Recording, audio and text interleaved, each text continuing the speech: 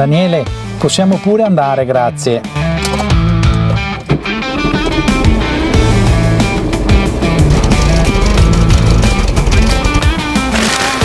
Ciao a tutti e benvenuti in questo nuovo video. Pensavate che mi fossi fatto la grande macchina con l'autista? Beh, vi siete sbagliati. Purtroppo questo canale non è ancora arrivato a così tanto. Speriamo un giorno, chissà. Però oggi siamo in compagnia di questa signora degli anni 70 e del suo proprietario, un amico, Daniele, detto anche El Peppo, e quindi adesso noi vi portiamo a fare un giro e a scoprire questa meravigliosa auto d'epoca.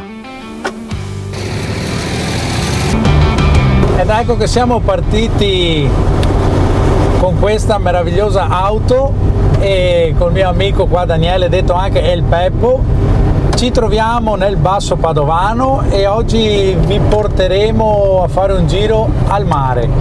Ed eccoci qui a bordo, spero che ci sentiate perché il rumore del motore si fa sentire, ma ho notato una cosa: appena salito non ci sono le cinture di sicurezza. Come mai?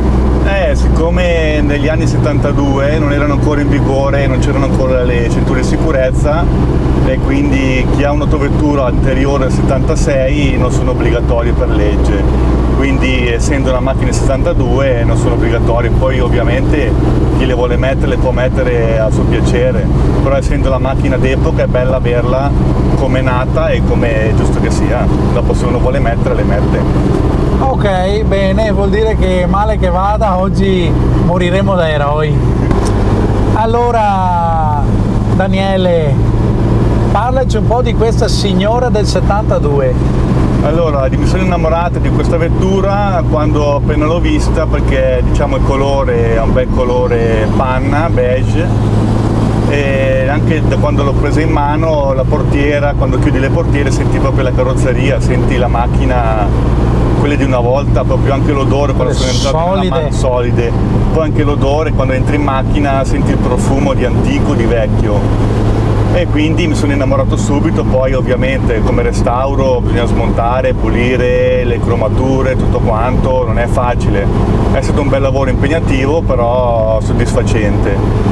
Questa macchina è un 280S, è un 6 cilindri 2008 a benzina con carburatori. C'è anche la versione 280 SE che sarebbe quella a iniezione, e questa diciamo è la S a carburatori. Come consumi? Come consumi diciamo se uno va ovviamente come tutte le macchine consuma un po' di più delle macchine attuali che sono in circolazione ora, diciamo che se viaggi sugli 8-9 al litro più o meno, però lo senti il motore quando accelera un 6 cilindri, è potente. Si sente tutta la forza tedesca di una volta?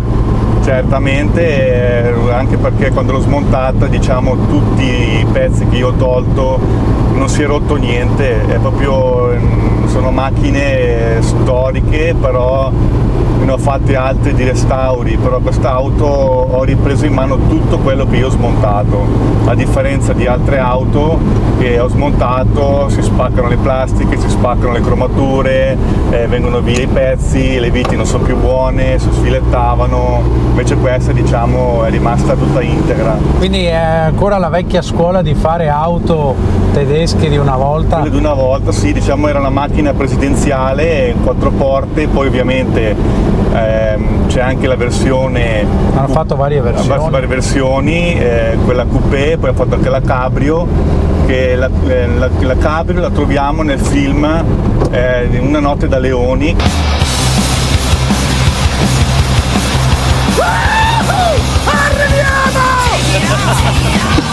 Che è la versione quella che era grigio metallizzato, e quella era la versione cabrio che ha fatto quel film. Poi hanno fatto anche una versione di un film di Octopus, che sarebbe di James, aiutami a dirlo, 007. Bravo, James Bond di 007, e il film era l'Octopus.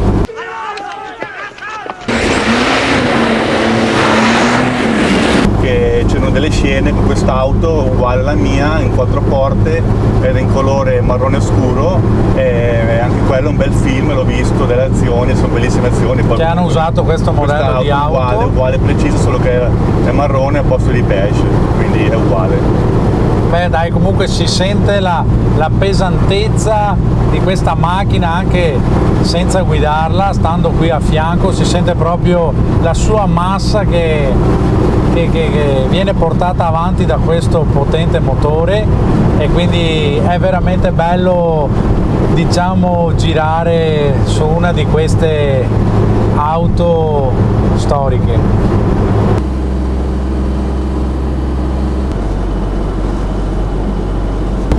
Allora, le auto storiche o da collezionismo diventano tali quando sono iscritte all'ASI e dopo che abbiano le certificazioni che attesti la data di costruzione e le caratteristiche tecniche del mezzo originali di fabbrica.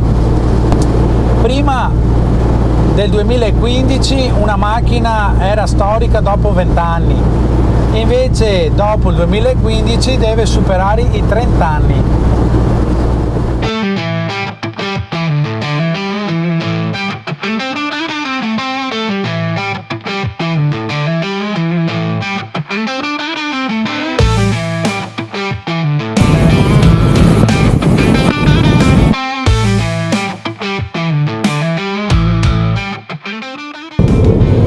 Ovviamente quello che diciamo e le informazioni che vi abbiamo dato prendetele un po' così alla larga, nel senso che dopo dovete fare voi tutti gli approfondimenti sulle auto storiche e le leggi e le regole che sono al momento vigenti per essere in ordine, per essere iscritti e perché un'auto sia storica o d'epoca, insomma.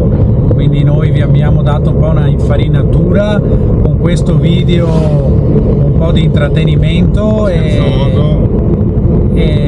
ecco, volevamo solo fare una cosa un po' così divertente e un po' spensierata.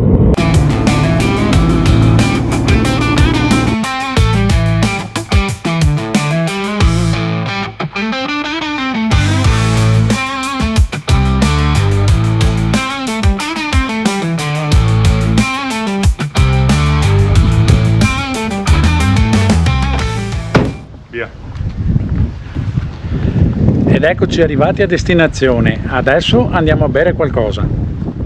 Ed ecco che siamo arrivati alla diga di Sottomarina, che si trova nella laguna di Venezia presso la bocca del porto di Chioggia.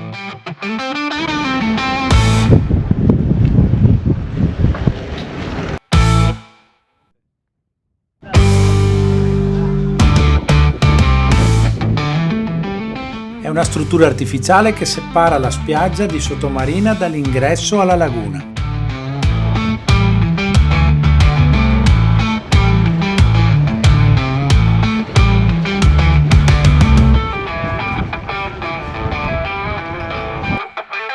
Evviva!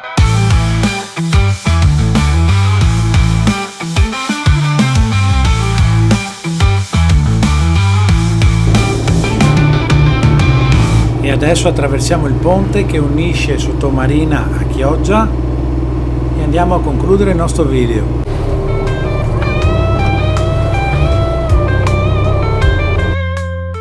Ed eccoci nel centro storico di Chioggia, costruita su un gruppo di isolette divise da canali e collegate fra loro da ponti. La città viene denominata anche la Piccola Venezia.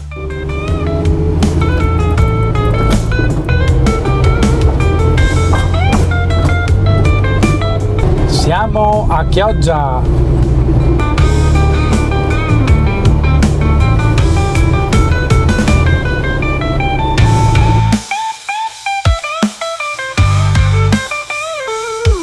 Ed eccoci anche alla fine di questo video, spero vi sia piaciuto. Se è così, mi raccomando, lasciate un like, iscrivetevi al canale. Vi ricordo, sotto in descrizione trovate tutti i link. Ringrazio Daniele per averci dato la possibilità di girare questo video grazie alla sua splendida auto, e spero di avervi intrattenuto e di avervi fatto divertire un po', e noi ci vediamo alla prossima esperienza. Ciao! Ciao! No, No. aspetta.